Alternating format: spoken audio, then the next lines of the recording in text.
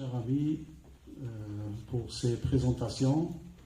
Merci Amin Djouk, président de l'association Mohamed Bouali. Un symbole, je dirais juste un mot dans un tout petit moment sur ce symbole, puisque j'ai eu la chance d'être élève chez lui à l'Aslam à la fin des années 70, début 80. Et l'association, je remercie vivement l'association Mohamed Bouali qui fait beaucoup d'efforts pour justement ne pas être vraiment une association inclusive, mais beaucoup plus exclusive, beaucoup plus inclusive, pardon. Et puis elle organise très souvent des manifestations culturelles. D'ailleurs, puisque vous parlez de cette période difficile que nous avons traversée, que nous traversons encore un petit peu aujourd'hui, on était là le 8 mars 2020, c'était la dernière manifestation avec Madame Mansour qui était là, avec Hikmet Sari. C'était un 8 mars et c'était, on avait bouclé cette. Et puis j'espère qu'avec cette manifestation d'aujourd'hui, on va réouvrir. C'est peut-être un peu symbolique tout cela, réouvrir et aller vers ce rayonnement culturel qui nous manque vraiment à Tlemcen. Donc, et merci à ce public merveilleux qui est là. Merci d'être venu, de vous être déplacé ce soir. C'est vrai que j'ai, juste avant de commencer, une pensée très particulière à notre ami Haj Mohamed Barli qui nous a quittés, que j'ai toujours qualifié de guide spirituel. Parce que tout ce qu'il avait fait, même dans les randonnées qu'il organisait, c'était vraiment... il était dans le spirituel, avec la nature, etc. Il était très agréable. Puisqu'on a une pensée, je profite aussi de l'occasion pour avoir une pensée aussi par exemple, à Madame Selima Tabet qui nous a quittés juste avant, qui faisait aussi partie de ce paysage à Tlemcen, de la culture, du spectacle, on va dire, qui était toujours là, qui était toujours présente. Donc, Nrahmou Aliha. Et puis, si je suis là, c'est aussi d'autres personnes qui nous ont quittés. Je ne pourrais pas oublier un ami, un frère qui m'a toujours accompagné. Il s'agit de Benzamara Abdelmajid. Nrahmou Aliha aussi, c'était un grand monsieur de la musique, mais aussi quelqu'un qui avait des qualités extraordinaires, qui est aussi parti très tôt, malheureusement. Et puis tous les autres, Sardin Brdadi qui nous a quittés, et puis les autres dans les autres wilayas comme Bnani, comme Darsouli, durant toute cette période qui nous ont quittés, et puis d'autres, et dans d'autres secteurs aussi, comme le secteur de la santé. Donc là, on revient un petit peu à ce que j'avais envie de vous présenter ce soir. C'est une thématique, donc je reviens un petit peu vers le Hawzi, puisque certains d'entre vous étaient présents à ma conférence, soit à l'Institut, soit en ligne, où j'avais présenté un petit peu la Nouba, où j'ai parlé un peu des secrets de la Nouba, mais personne ne détient aucun secret, c'est juste des réflexions. D'ailleurs, à chaque fois que je fais une conférence, je préviens en quelque sorte, je ne suis pas musicologue, je ne suis pas historien, je ne suis pas... Moi, c'est juste une passion que je voudrais souvent partager avec un public. Et ce sont très souvent des réflexions, vous allez voir. Ceux qui ont l'habitude d'assister à mes conférences, je ne détiens pas le savoir, d'ailleurs personne ne peut le détenir. Et puis, il n'y a pas, des choses exceptionnelles, archives pour impressionner. Non, c'est juste des réflexions, des choses que nous connaissons tous. Mais je vous invite très souvent à réfléchir sur tel ou tel aspect qui concerne cette musique. Donc, aujourd'hui, je vais vous parler on va faire un petit voyage au cœur de la vieille Médina de Tlemcen à travers la poésie Hawzi. Et donc, la chanson et le voyage, ça a toujours existé, d'écrire des quartiers, des rues, des ruelles d'une ville à travers la chanson populaire est une pratique artistique qui existe dans toutes les cultures du monde. Vous en savez sûrement un bout. Paris est décrite, je cherchais sur le net, elle est décrite au moins, ou un peu plus, dans plus de 100 chansons. Vous connaissez le long des rues de Paris, de Mouloudji, et puis bien d'autres. Hein, et Edith Piaf qui a chanté Paris. Donc c'est une pratique qui existe dans toutes les cultures. Fès est décrite une dizaine de fois dans 10 cassettes différents, comme Demlish, qui n'était qu'un prétexte en fait. Le Demlish qu'il cherchait. Et là, ça nous permettait de découvrir tous les beaux quartiers de Fès. Alger. Alors, Alger, c'est que ce soit au temps des Français ou après, Alger a toujours fait l'objet de sujets de description, de passion, et Oran aussi. Comme Ahmed Ouabi a toujours chanté Oran, Chenet, les vieux quartiers d'Oran. Bon, de toute manière, tout le monde a envie tout le monde a envie de faire valoir, de montrer un petit peu au public la ville qu'on aime, parce que quand on est dans une ville, on a envie de montrer des choses.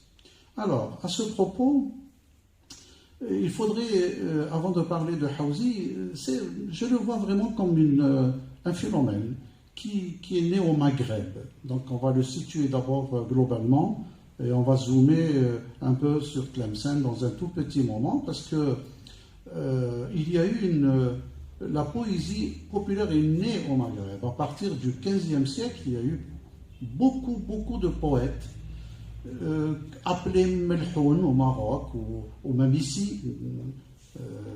Un collègue, docteur, professeur Haj Miliani, a toujours donné le qualificatif de Melhoun, même au Cherbi, le Hawzi de chez nous, donc tout ce qui est poésie populaire, il l'a appelé Melhoun. Bon, lui, il a choisi un terme générique. Nous parlerons du Hawzi, de la dénomination du Hawzi dans un tout petit moment. Il y a eu donc un mouvement, je ne sais pas, et c'est incroyable, c'était au même moment, à Tlemcen, à Mostaganem, à Fès, au Maroc. Au même moment, il y a eu des poètes. Il n'y avait pas toute cette communication d'aujourd'hui, ils ne pouvaient pas communiquer sur Facebook ou je ne sais pas, mais c'était vraiment au même moment. Bon, il y a un phénomène et on peut l'expliquer avec quelques hypothèses.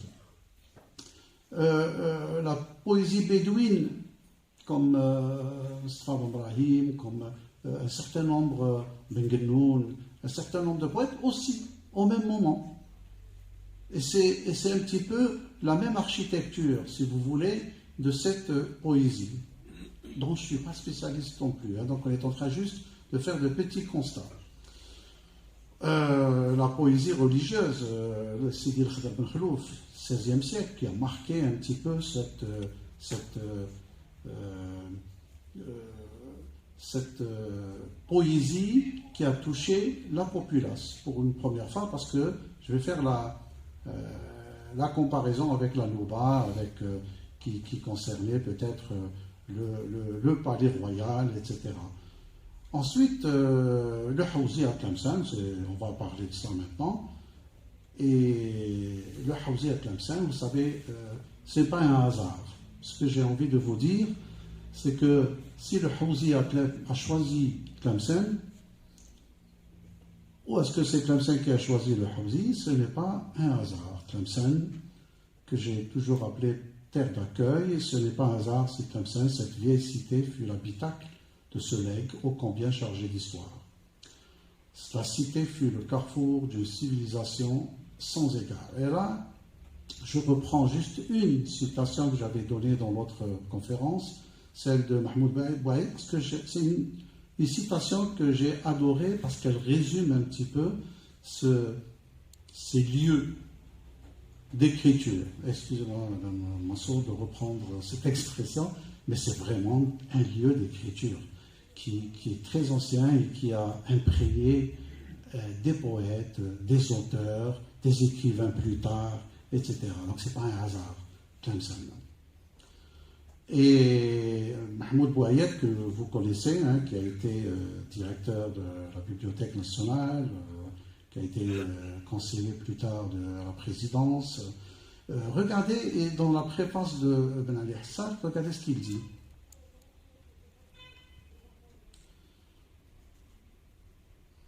Tlemcen, l'aînée, la plus ancienne, notera le musicologue Al-Boudali Safira. Bouayed qui cite encore à l'intérieur Boudali Safir que nous connaissons, grand musicologue algérien. Hautement raffiné par ses us et coutumes, ouverte, généreuse, humaniste, tolérante, a toujours été vigilante, gardienne de sa mémoire orphique et de ce goût si prononcé qui tend vers les élans mystiques, tous les langages de la musique, comme l'observait dans l'une de ses œuvres sur la musique universelle, philosophe algérien Saint-Augustin. Regardez ce qu'il y a comme information à l'intérieur sur Tlemcen, sur la musique, et ici déjà deux grandes personnalités, Boudali Safir, et il va un peu, même pas un peu, très loin pour aller jusqu'à Saint-Augustin, pour dire que, en résumé, ces poètes de Hawzi sont nés à Tlemcen et fatalement ils devaient être de grands poètes.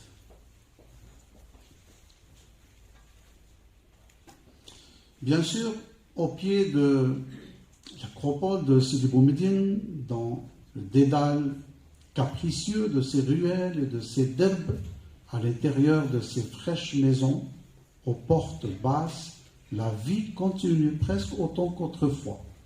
Alors, autrefois, on fait allusion à Grenade, à Cordoue. Raffinée et pensive, disait Boudali Safir, cette ville. C'est beau. Et rien au monde n'aurait pu détruire le charme incomparable de la cité. Tlemcen avait jalousement conservé ses collines plantureuses et boudronnantes de sources, ses jardins ombragés d'oliviers, son air vif et parfumé qui semble souffler l'Andalousie. Cela rappelle Baudelaire qui disait « Les parfums, les couleurs et les sons se répondent ». C'est pas une... je reviens, c'est pas une erreur d'orthographe, c'est une belle image, là, ils se répondent.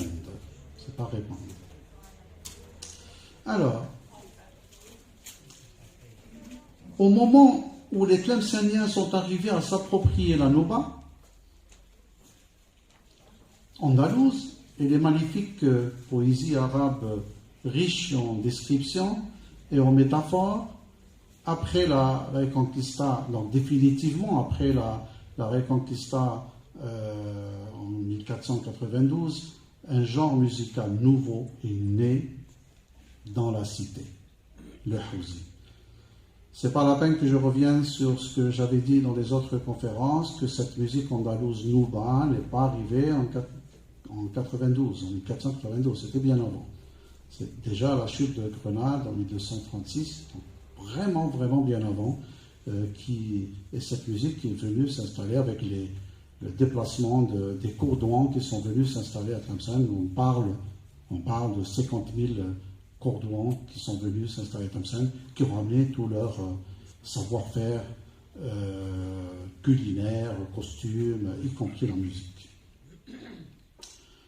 Le Hawzi, une poésie populaire chantée. Alors là, je vous propose juste des définitions assez globales. Ensuite, on va peut-être soulever quelques petites problématiques, surtout par exemple sur la dénomination et sur la sémantique du Hawzi. chanté, appelé aussi melhoun, le sens littéral. Parce que melhoun d'aujourd'hui, c'est pas le sens que donnent les spécialistes de la musique populaire. Hein. C'est pas le melhoun qu'on entend chanter chez nos voisins marocains. Hein. Ça n'a rien à voir. Le melhoun, on parle de la poésie populaire. Et donc, le mot Hawzi, qui veut dire périphérique, Ahwaz. Et là, vous le savez, il y a eu débat sur cette appellation, sur la sémantique surtout du Hawzi. Certains, on a de tout temps pensé que c'était des gens qui habitaient extramuros, mais tous les auteurs de Hawzi n'habitaient pas extramuros, donc ça ne pouvait pas marcher. Et puis, on a des pistes un peu plausibles que je vous soumettrai, et on va dire peut-être que Hawzi ne voulait pas dire Hawaz, comme un Saïd al-Nassi, comme un Ben Al-Saïb, comme un Ben Zriki, un Ben Zengli. On ne pouvait pas être. On pouvait pas penser à cette époque-là qu'on est en train de les qualifier de Hawz, mais plutôt de leurs produits. Par rapport à une musique qui était très présente à Tlemcen, qui était la musique andalouse, qui était la nouba. Et puisqu'on avait emprunté des modes, on a gardé les mêmes modes qui existent dans la nouba, ça, je ne vous apprends rien du tout, on le connaît. Et donc, on a fait autre chose, avec les mêmes modes, avec un petit peu la même texture, mais on a choisi de le dire avec les mots du peuple, avec le dialecte, avec les ma'ani de l'époque, etc. Donc, puisqu'on a emprunté les mêmes modes, on est resté un petit peu aux alentours de la nouba, donc on est resté Hawaz, la nouba. C'est une piste. Je ne suis pas venu affirmer quoi que ce soit, mais il me semble vraiment que c'est impensable que ce soit l'histoire de parce qu'il y a eu un Ben Salah qui était de Fidensfa, c'est pas pour moi c'est impensable. Et après il n'a pas habité Fidensfa, il habitait en plein centre-ville de Tlemcen, il le signe dans certains qasaïd. Donc déjà, c'est pas normal de penser que Hawzi veut dire la personne qui écrit ça, la personne physique qui habite à l'extérieur. Voilà. Donc aux alentours, il s'agit donc d'un texte long par rapport à la nouba, qasid, on a les trois vers, matla, kharja, etc. Donc là, on est vraiment sur une autre architecture textuelle, c'est le texte long. Donc les vers sont rimés, composés dans la langue en usage, le dialecte de l'époque, d'où la distinction entre musique andalouse et le Hawzi. C'est la piste la plus plausible pour moi. Maintenant, on peut penser autre chose. On ne peut... parce que les dénominations, le lexique, comme le melhoun d'ailleurs, le lexique, il évolue. Vous savez, en linguistique, la langue évolue. On n'a pas le même sens, comme me disait un linguiste il y a quelques années à Montpellier. Il me disait, quand ma grand-mère me disait foulard, parce qu'elle mettait le foulard quand elle montait dans la voiture, il me dit le foulard n'a plus le même sens aujourd'hui en France. Vous voyez que Hawzi, c'était la dénomination de l'époque. Après, on lui a donné des sens, etc., ce qu'on a voulu lui donner. Moi, je suis un petit peu sur cette logique. Alors, considère donc comme la continuité de la nouba. Oui, le Hawzi continue. C'est la continuité de la nouba jusqu'à présent, dans les prestations musicales,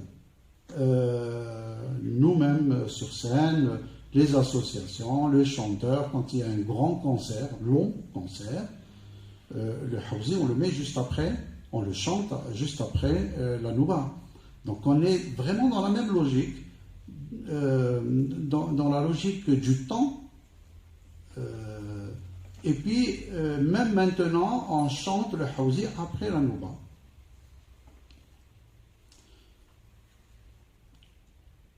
On est sorti du château, tout simplement.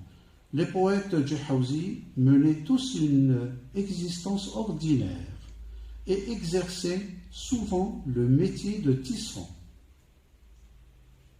Ils ont chanté pour leurs semblables et ils habitaient à leur bête, ils habitaient à Sid Halwi, à Babzir. Je reviendrai Babzir parce que je reviendrai dans Yadou Ayani ou Darb al-Miliani. C'était un petit peu les signatures qu'on retrouvait dans certains qasaïd de Hawzi. Donc, ils étaient des gens ordinaires.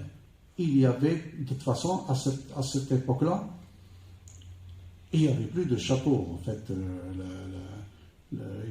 Les Mérinides étaient là, les Ianides n'existaient plus. On est au XVIe siècle maintenant, hein, parce que le premier, on va voir, Saïd al-Mendassi, on est entre 1580 et 1652. Bon, j'ai trouvé aussi d'autres dates, 1582, etc. On n'est pas très précis dans la documentation sur les dates de naissance de certains. Pour certains, on est très précis, pour d'autres pas. Donc, il fut le premier, le pionnier de ces auteurs de Hawzi, Tlemcenien, et son œuvre jouit d'une grande popularité. Je ne resterai pas longtemps, mais ça peut faire l'objet d'une autre conférence. Lui, il était un peu plus proche de la Nouba, parce que la Nouba était encore là. Lui, il écrivait dans une langue un peu soutenue, donc il était dans le Zajjal, pour ne pas dire langue littéraire, non, mais il était un peu proche du Zajjal. Et puis il y a eu Benzreki, appelé aussi Benzengli, mort au début du XVIe siècle. Là aussi, il y a un problème des dates, on n'a pas la date précise, connu par son célèbre poème Arbi'iyya, la printanière, les fleurs, des plantes, souris et riz, etc. D'ailleurs, c'était la particularité de tous les auteurs de Hawzi. Ils ne pouvaient s'affirmer que s'ils écrivaient une printanière, Arbi'iyya. Et c'est là où il est admis, si vous voulez, au rang d'auteur de Hawzi, de Melhoun. Et puis, Benem Saïb, originaire d'Andalousie, celui qui fut peut-être le plus célèbre de tous les poètes du Hawzi, mourut en 1766. C'est vrai qu'il était très célèbre, d'ailleurs, aussi on lui a fait même Gouba, mausolée, et on l'appelle Sidi Benem Saïb, parce que il a eu deux périodes dans sa vie. Il a écrit le Hazl, où il a écrit ensuite il a écrit le Jed, c'est-à-dire dans tout ce qui est Madih à la fin, etc. Et c'est vrai que la qualité de sa poésie, elle était très très appréciée. Alors, j'arrive à ce monsieur, Boumedine Bessala, poète, musicien, chantre du chant, c'est comme ça que moi j'ai décidé de l'appeler, de le qualifier. Je ne vous cache pas, c'est mon préféré. Vous allez savoir pourquoi. C'est un petit numéro, ce monsieur-là, qui a écrit des choses extraordinaires. Hein. Vous connaissez un peu ses œuvres. Je vais vous les citer quelques-unes de ses productions. Fetcha al-Gamra, Yal Wahed Khalq l'Abad Sultani, Yamslimin Qalbi, لمن نشكي بليعتي خافية كيف أمال يحيتي سيدي ومن يسال على كحل العين نار هواكم في الدليل تلها بالهيبة شداف لليام سعدة لليام نابوني نردوا الجواب واحد الغزال ريت اليوم etc. يوم الخميس واجب ثاني. Il a écrit de très très très très belles pièces. Alors l'avantage de ce monsieur, vous allez voir, il est bon. On va voir, il est né donc à Tlemcen vers la fin du XVIIIe siècle. Il était cultivateur dans les champs familiaux à Fedensba. Son père, Mohamed Ben Sehla, était lui aussi père, poète et musicien. On n'a pas trouvé grand-chose sur des traces de ses écrits. Je pense qu'il y en a une ou deux. Je confirmerai avec Cheikh Hamdi peut-être. Et on n'a pas trouvé grand-chose sur son père, mais c'est son fils qui était un petit génie. Mais il a mené une vie assez controversée. C'est, je le qualifie de l'amoureux au pluriel, l'amoureux éternel. Ben Sehla qui était musicien. Il était artiste. Il composait. Il composait les mélodies aussi de ses poèmes. C'est extraordinaire. Poète, compositeur, musicien, interprète. Comment caractériser son parcours? D'abord, une imagination très riche. Ça se voit. Vous lisez un seul de ces textes, vous allez voir comment une imagination débordante. Mais c'est extraordinaire. Ce qu'il on va voir dans Yadou Ayani, comment il imagine la chose. Une grande mémoire. Il avait une grande mémoire. Il animait les mariages des Tlemceniens de son époque. Il paraît, personne ne l'a rencontré, il était petit de taille, peu trapu, brun, mais très vivant, quoi. Il était... alors, des chagrins d'amour, comme Yom al-Khamis wa Shildani. Vous connaissez l'histoire, hein, Yom al-Khamis, parce que c'est Ben Sehla, la première fille il a été pris par une femme qui s'appelle Fatma. On retrouve Fatma dans plusieurs de ses textes. Et Fatma, et justement, elle habitait à Sidi Helwi. Et il allait chaque jeudi, tous les jeudis, il attendait dans un coin pour la voir passer avec sa maman, parce que c'est le jeudi où elle allait au bain. Tous les jeudis. Ouais, il était content tous les jeudis. Il a écrit beaucoup de qasaïd sur Fatma. Seulement voilà. Yom Khamis wa Jabdani. Il y a eu un jeudi qui n'était pas comme les autres. Et c'est là où il voyait Fatma sortir, mais qui n'était pas comme d'habitude. Elle n'était pas habillée comme d'habitude. Et puis on connaît les codes à Tlemcen. La fille autrefois ne se maquillait pas avant le mariage. Et c'était la grande désolation. Ce monsieur tombait. Alors là, oui, la déception était très, très, très grande. C'était un grand chagrin. J'ai chanté cette chanson plusieurs fois. Quand j'ai su l'histoire de cette chanson, je la chante plus de la même manière. C'est extraordinaire. Comment, tout au long de la chanson, regardez ce qu'il dit. Subhan Khalqi Sultani, Laynam Rabbi, etc. Donc, قدر راد لي وبلاني زليت بالقدام وزدت بالبصار مشيت برجليا وزدت شفت هذا الكشفه اللي حدث لها ذاك النهار ذاك الخميس حتى لقيت من سلبتني بالحسن والبهاء والزين المسرع كوم دابيتود يوم الخميس واش داني حتى لقيتها مصبوغه الشفار يوم الخميس واش داني. Et puis c'est la Touéla, et puis à la fin, regardez l'audace, c'est un monsieur très audacieux dans son écriture. Dans son écriture, mais dans ses actes, non. On va le voir à la fin. Puisque vers la fin, il dit لو كان زوجها يسعفني أنا وزان نحضيها يا حضار واللي يلزمها يلزمني ونختار عليها 1000 dinars de l'époque. C'est-à-dire, il suppliait son mari de se retirer. Il le payait. Bon, c'était son écriture, hein, c'est tout. C'est un grand chagrin traduit dans une très très belle pièce. Yom Khamis wa Shildani. Et puis, les incompréhensions, les malentendus, et j'y arrive.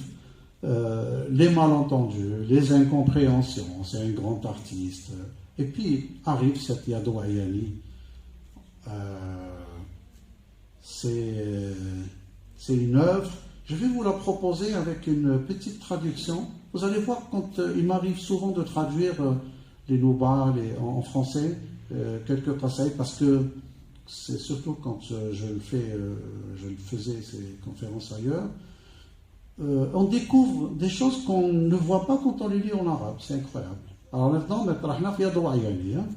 ô clarté de mes regards, ô tourtereau, aux ailes azurées, survole-moi la cité et salue ceux de Tlemcen, mais de grâce, sois avisé, ne prête à quiconque ta confiance. J'ai gardé le texte original. Le texte original. Et j'ai gardé Yadaï. Ayani, c'était dans le texte parce que nous, on dit maintenant Do Ayani, mais dans le texte original, c'est Yadaï Ayani. Ô phénix des messagers, retrouve les éblouissantes vierges, grise-toi du gracieux spectacle. Commence par la ruelle du geôlier. Abandonne-toi au charme des fascinantes beautés fatales. Dirige tes pas après et fais un tour vers Dal Soufa. Évite surtout de manquer ou de priver tes yeux d'Al Qur'an. Y sont-elles toujours, dis-moi, les beautés féeriques d'autrefois? Là-bas, rends visite à Badra, la brune aux longs cheveux, dont l'éclatante beauté rappelle la rose qui éclore, son charme ensorcelle les cœurs et les rend uniques dans son genre. Alors je vais arrêter la lecture, je vous laisse regarder un moment tout bout du texte parce qu'il est très long et je vais le décortiquer avec vous dans un tout petit moment. Le texte يدي عياني en arabe يدو عياني القمري زرق الجنحان جملو سعاني سلم على ناس تمسان كونك سيساني حوس بعينك في البستان. On a trouvé un échappatoire parce que dans le texte original c'était حدلت فيها مان. C'est le monsieur qui a vu beaucoup de problèmes, on lui a causé beaucoup de problèmes, donc il a écrit cette qasida. Alors ce qui est important souligné dans ce texte. Regardez, lui, il s'imagine donc déjà un pigeon pour survoler les terrasses de la Médina, de Tlemcen de l'époque, et il se substitue à cet oiseau, et il va voyager, il va imaginer en train de voir des femmes de Tlemcen, parce que c'était le lieu privilégié, le soir, à Tlemcen, les femmes montaient sur les terrasses, et degré de focalisation, regardez, il se met dans la peau de ce pigeon et survole toute la ville de Tlemcen. Et il cite des choses, il cite des noms, des prénoms, il va vers la provocation. Et c'est ce qui lui a coûté un petit peu des choses assez graves dans sa vie. Le texte en arabe. Alors, le chef-d'œuvre tournant au cauchemar. Le poème, répertoire de ses conquêtes, soulève l'indignation de toute la ville et une pétition est adressée à juste titre au bey d'Oran par les maris jaloux ainsi que par les bourgeois offusqués. Tlemcen était sous le protectorat du bey d'Oran à l'époque. Donc le poète est transféré en Oran et enfermé dans un cachot pour y évoquer à son aise les délices de ses passions papillonnantes. Durant cette période ottomane, Tlemcen était donc sous le protectorat du bey d'Oran. Seulement voilà, c'est là audace et jeu dangereux. C'était quelqu'un de très audacieux. Ce que femme veut, Dieu le veut. Il y avait la femme du bey qui s'appelle Badra, très connue, qui avait bouleversé un petit peu le mode de vie à Oran à l'époque, avec ses tenues un peu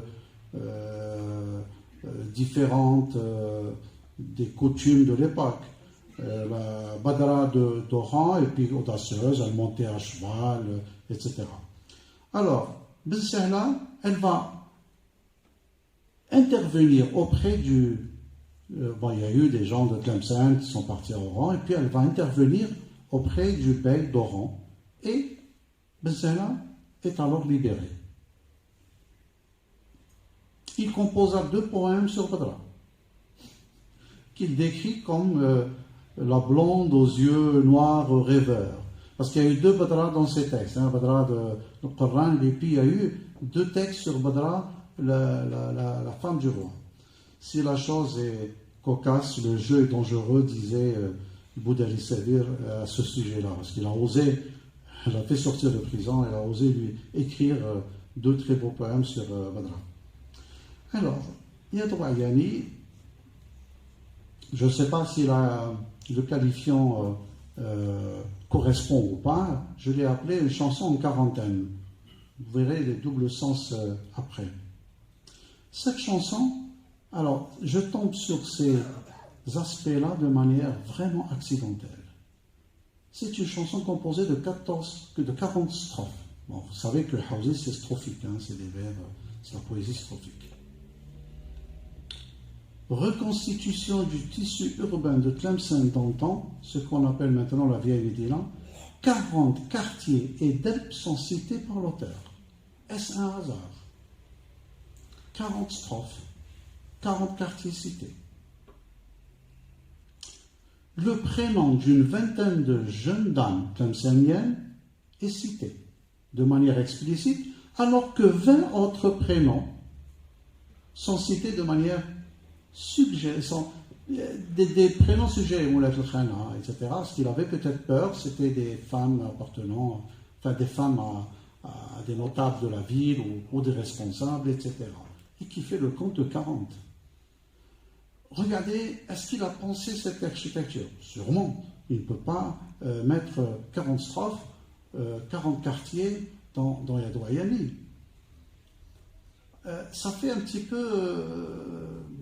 j'ai essayé de faire cette toponymie, cette analyse toponymique, une architecture qui donne ça. Yadwayani, 40 strophes, 40 quartiers, 40 femmes. Donc, 20 explicitement cités et puis 20 autres implicitement, allusives, de manière allusive. C'est extraordinaire. Alors, je vous invite à regarder maintenant, on pénètre maintenant dans les quartiers cités. Donc, je ne sais pas si vous arrivez à voir, je ne sais pas comment on zoome, si je peux arriver, mais sinon c'est... Alors, vous avez un Darb al-Sajjan. Donc, j'ai mis... C'est un tout petit travail qui peut être complété après. J'ai mis, par exemple, la toponymie, la localisation, et puis la référence sémantique, historique, culturelle, à laquelle on fait allusion pour avoir nommé ce quartier. D'accord? Alors, le problème, c'est qu'il y a des quartiers qui n'existent plus à Tlemcen, qui ne sont plus identifiés et qui sont dans la Qasida. Alors qu'on n'est qu'au XVIIIe siècle, ce n'est pas très, très, très loin non plus. On n'est pas chez le Mendessi, on n'est pas chez Bentreki. Lui, il est assez récent par rapport aux autres auteurs du Hawzi. Donc, Darb al-Sajjan, c'est à l'intérieur de la muraille de Bab Sidi Boumediene et Bab Djihad. Donc, c'est entre lieux où l'on fabriquait les cages d'oiseaux en roseau et en bois. Voilà, Darb al-Sajjan. Ensuite, Soueqa, c'est la placette où aboutit la rue de Mascara en allant vers Bab Sidi Boumediene. C'est le marché à commerce multiple et vente au détail. Soueqa, c'est le petit marché. Donc, Darb al-Soufa, impasse, c'est donnant sur la rue de Mascara. Donc c'est le nom d'une fraction de la grande tribu berbère de Sanhaja, qu'on appelait aussi Zenaga ou Znaga. C'est une tribu berbère. C'est là où je suis né. C'est là où tous mes parents sont nés, à Del Soufa. Ensuite, vous avez le Coran. Vous savez où c'est, donc deux impasses. Il y a deux impasses à Coran, deux derbes à l'intérieur. Vous avez Sid Shahar. C'est une ruelle qui se trouve juste à côté de Bebzir. Donc c'est un illustre cadi. Alors, je vous ai dit que je n'étais pas historien, mais j'ai travaillé avec quelques historiens, dont Dr Ngadi, Sidi Mohamed et un autre, qui se sont penchés un petit peu avec moi sur ce travail et qui m'ont donné ces indications. Et quand on ne savait pas, vous allez voir, on a mis des points d'interrogation. Donc c'est un travail qui est encore en chantier, et qui peut être complété s'il y a des personnes qui peuvent renseigner tel ou tel quartier. Alors vous avez Sidi Hassan, quartier, partie nord, Agadir, c'est illustre savant du XVe siècle. Vous avez Bebzir, ancienne porte de la ville donnant sur Sidi Hassan. Et là on pense, d'après lui, c'est Ziri. Il y a eu une déformation qui s'est transformée en Zir. Mais c'est Ziri. Ben Atla, qui est une personnalité politique qui travaillait pour le compte des Omeyyades d'Andalousie. Vous avez Bab Ali, c'est un quartier, on y accède donc par la place de Shuhada, le Madras, qui donne vers Sidi Doun. Là aussi, peut-être une personnalité politique ottomane, point d'interrogation. Ça ressemble vraiment à un nom ottoman, mais on ne sait pas qui c'est ce Bab Ali, réellement. Derb al-Muqbi, c'est le derb qui donne sur Sidi Doun.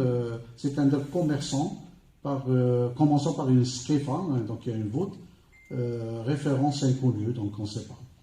Jama' al-Hufra, donc c'est la rue Bellevue, référence inconnue. Pourquoi on l'a appelé Hufra? Tout le monde va vous nous dire peut-être il y avait Hufra, mais on ne sait pas. Donc quand on ne sait pas, on préfère ne pas trop s'avancer. Il y a eu ensuite il y a Sid al-Jabbar, c'est une placette reflétant, reliant la rue Benziane à Ras al-Bahar. Figure pieuse du XIVe siècle. Bon, les figures pieuses, il y en a eu puisque l'Awliya, l'Ulama, il y en avait beaucoup à Tlemcen. Ensuite, il y a Sid al-Hadwi, qu'on connaît, qui était un grand mystique, ancien cadi de Séville. Son histoire est connue. Et puis, Derb Beni Jemla. C'est l'ensemble d'impasses donnant sur la rue Bellevue. Référence toujours inconnue. Beni Jemla. On peut supposer, on peut aller vers la linguistique. Jemla, je ne sais pas, est-ce qu'il y a eu un marché de Jemla, et on peut se tromper, donc on ne sait pas. Qu'est-ce qu'il y a aussi? Derb al-Ghafla, ruelle, alors là ça a été identifié, ruelle longeant la rue Bellevue toujours, référence, je ne sais pas, Ghafla, est-ce qu'il s'est passé quelque chose? Est-ce qu'il s'est passé quelque chose qui a un rapport avec le Ghafla? On ne sait pas. Donc Sidi Doun, que nous connaissons, le côté de place Chouhada, figure pieuse du XVIe siècle, donc connu, reconnu. Ras al-Masdar, lieu non identifié. Alors, il y a des pistes. Certains nous ont dit, il est du côté de, on n'est pas loin de Bebzir, etc. Ras al-Masdar, donc ça doit être une placette ou quelque part. Là aussi, on n'a pas voulu. Masdar, qu'est-ce que ça veut dire? On fait référence à quoi? On ne sait pas. Mais c'est de la matière. Hein. Vous savez, un tracé de Wahid al-Hawzi, regardez ce qu'on peut trouver comme matière de recherche. ce sont des témoignages vivants qu'on a. Ce ne sont pas des suppositions. Alors, ces suppositions, c'est à partir de la lecture qu'on peut faire sur certaines appellations, certaines dénominations. Zqaq al-Rumman, lieu de séchage des épluchures de grenades, ça c'est connu. Darb al-Sabbanin, c'est connu. Le pont Maria, c'est lavage, blanchissage, etc. Darb al-Hawat, de la rue Pont Maria vers boulevard Lotfi, référence faite aux poissonniers. Il n'y a pas autre chose, donc on ne peut pas imaginer autre chose que le poissonnier. Donc on arrive à 21, Darb al-San'a, actuellement Moulay Tayyib, c'est la ruelle des tailleurs. Tafrata, vous connaissez, donc c'est une tribu berbère. Qasr al-Bali, à l'ouest de la grande mosquée, il paraît, c'était le siège du gouvernement. Qu'est-ce qu'il y a aussi? Bab Ilan. Bab Ilan, alors j'ai même écouté, on va écouter, faire la fin, tout petit passage de Cheikh Ardouane, mais on a les enregistrements de Sami Mouribi qui articulent très bien, mais tous prononcent Bab Ilan. Bab Ilan, et là on me dit que c'est le nord-ouest de Tagrart. Nom de personne non identifiée, on ne sait pas qui c'est. Donc, Souq al-Fouqi, ruelle reliant la rue de Paris à la rue de Sidi Boujma, Bras El Aoud. Donc, c'est le marché en amont. C'est tout ce qu'on peut mettre. Souq al-Fouqi, en amont. Darb Shouqi, non identifié, sûrement référence à une personne qui s'appelait comme ça. Darb Sidi Amran, donc quartier Oulad Sidi même, Amran Ibn Moussa, savant originaire de Bougie, qui est venu s'installer à Tlemcen. Riyad Ben Fares, que vous connaissez peut-être, c'est zone tampon de la Kaspa d'Abou Hamou Moussa, l'Awel, etc. Donc on va se balader rapidement pour ne pas trop vous retenir, mais je peux mettre à votre disposition toutes ces informations. Vous avez 29 Ben Sknin. Donc là on fait allusion à deux habitations. Donc c'est pas Sekkin, il fait allusion. Bon, certains interprètes, chanteurs font beaucoup d'erreurs, comme Darb Sidjan. J'ai entendu plusieurs chanteurs dire Darb Sidjan, etc. Beaucoup de déformations, mais là c'est Darb Sknin, Bab el Djihad, vous connaissez, c'est des portes, les portes de Kourdou, des coursiers, pardon. Ensuite la Qiba. Ce sont les escaliers place des Victoires, c'est la petite montée. Et puis le Rassaline, le bassin pour lavage, Darb Choul, c'est la ruelle verte, Darb Mlala, etc. Il y a des dates qui sont connues jusqu'à présent. Darb al-Ghadra, trahison, est-ce qu'il y a eu quelque chose qui s'est passé? Donc Darb Hlawa, Darb al-Sammar, c'est la ruelle du maréchal Ferrand. Darb el-Miliani, personnage venu de Miliana, point d'interrogation, je ne sais pas. Pourquoi on l'appelle Miliani? Bon, bien sûr, il y a des Miliani, la famille Miliani à Tlemcen. Et 40 Sid el-Ouzan, qui est cité dans cette chanson Yadouayani, figure pieuse de la ville de Tlemcen. Un petit voyage à travers les prénoms féminins répertoriés dans la chanson Yadouayani. Alors, vous avez Badra. Alors là, je ne pouvais mettre que l'indication qu'on peut avoir, donc il n'y a pas. On peut enrichir, on peut élargir le tableau et mettre d'autres indicateurs, si vous voulez, par rapport au prénom. Ça peut faire l'objet de recherches en toponymie ou de thèses, etc. Vous avez Badra, on trouve aussi Bdera, on trouve le diminutif. Vous avez Fatma qu'on retrouve dans l'Aqsida sous plusieurs formes. Fatima, Fatma, Fteima, Fatouma, etc. Vous avez Zohra, Donc on fait allusion. Il y a aussi Zahira, Zahiro, Awali, Yamna, Ftema, Yamina. Ils sont cités séparément dans la chanson, hein, Yamina et Yamina. Chouch, il dit Chouch, Aini, prénom vraiment qui existait beaucoup jusqu'au XXe siècle à Tlemcen. Vous avez Septi, Safia, Arbea, Myriam, Mira.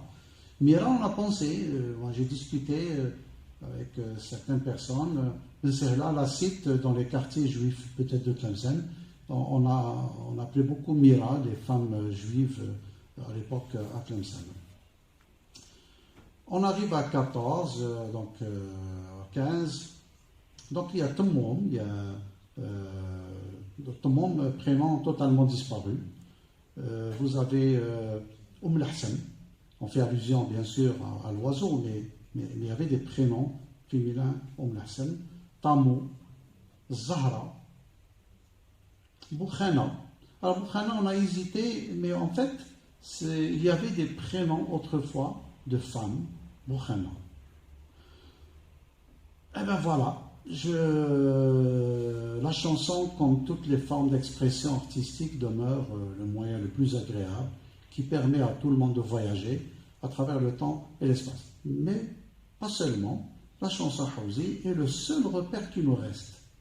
Oui, actuellement, et du passé pour comprendre l'histoire, comprendre la culture d'un peuple, mais aussi son mode de fonctionnement à travers le temps et l'espace. Je vous remercie. Et juste avant peut-être qu'on entame une série de questions, je vais vous inviter à écouter un tout petit passage d'une chanson que nous a ramené notre ami Abdelrahim Zamra. Vous allez reconnaître. Alors comment on fait? Est-ce qu'on fait un micro? Je vais utiliser celui-là.